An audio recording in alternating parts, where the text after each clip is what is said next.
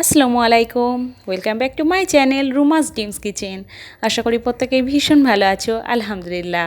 আজকে recipe pizza. Pizza আমাদের যখন তখন খেতে ইচ্ছে করলেও হয়তো হঠাৎ করেই বানানো যায় না, কেননা অনেকটা সময় লাগে। আর যদি ব্রেড দিয়ে বানানো যায় তাহলে কেমন হয়। চলো ব্রেড দিয়েই পিৎজা বানিয়ে দেখাবো। ব্রাউন ব্রেড রেখেছি, অনিয়ন পেঁয়াজ এইভাবে টুকরো করে রেখেছি, টমেটো একটা মিডিয়াম সাইজে এইভাবে টুকরো করে রেখেছি,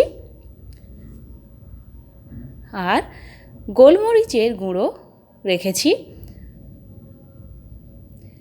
চিজ স্প্রেড নিয়েছি, বাটার আর চিজ কিউব, আর আছে পিৎজা সস, পিৎজা বা পাস্তা সস যেটা আসে সেটাই, এটা অবশ্যই লাগবে।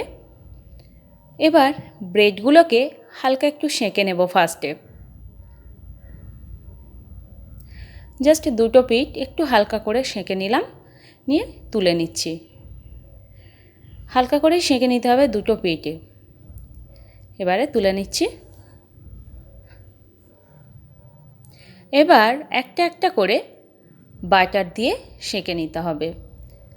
বাটার দিয়ে নিয়েছি, নিয়ে একটা সাইডে বাটার দিয়ে গ্রিস করে নেব, আর অপর সাইডে কিন্তু বাটার দেব না, একটা সাইডেই বাটারে সেঁকে নিচ্ছি।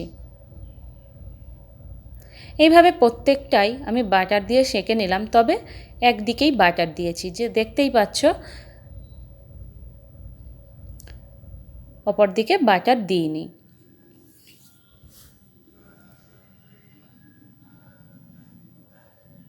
এবার পিৎজার মতো করেই ব্রেডগুলোকে আমি সাজিয়ে নেব।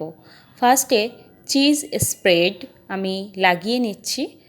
চিজ স্প্রেড যে যেমন পছন্দ করো ঠিক ততটা মোটা পুরু করেই লেয়ার করতে পারো, এটাতে অপশান, মানে যে যেমন পছন্দ করো সেইভাবেই লাগিয়ে নিও। চিজ স্প্রেড ফার্স্টে লাগিয়ে নিয়েছি, এবারে পিৎজা সস ওটা আমি লাগিয়ে নেব।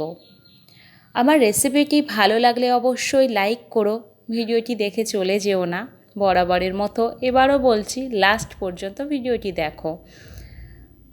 এইভাবে প্রত্যেকটা ব্রেডের উপরে আমি চিজ স্প্রেড দিয়ে তারপর পিৎজা সস লাগিয়ে নিয়ে গোলমরিচ পাউডার এইভাবে আমি ছড়িয়ে দিচ্ছি।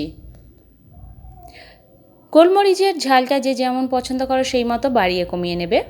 আর পেঁয়াজের টুকরোগুলো এভাবে প্রত্যেকটা ব্রেডের উপর আমি সাজিয়ে নেব। পেঁয়াজের টুকরোগুলো এটাও সেম, তোমরা যতটা পরিমাণে খেতে চাইবে ততটা পরিমাণেই বাড়িয়ে কমিয়ে নিতে পারো। এবার টমেটো কুচানো সেগুলো আমি ব্রেডের উপরে ছড়িয়ে দিচ্ছি।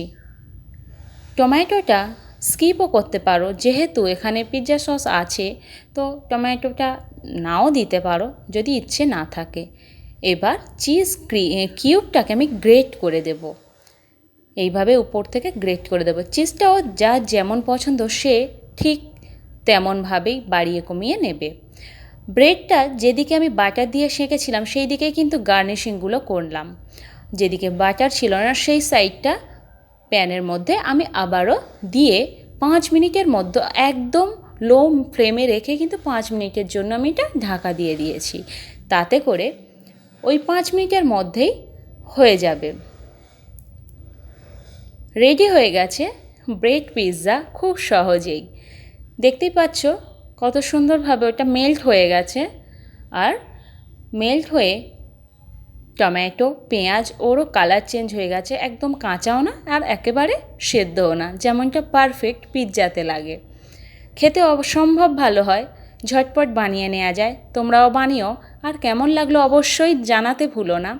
এখনও পর্যন্ত যারা আমার চ্যানেলটি সাবস্ক্রাইব করোনি, প্লিজ আমার চ্যানেলটি সাবস্ক্রাইব করে দাও, অনেক বেশি শেয়ার করো, লাইক করো, কমেন্ট করো। আল্লাহ হাফিজ।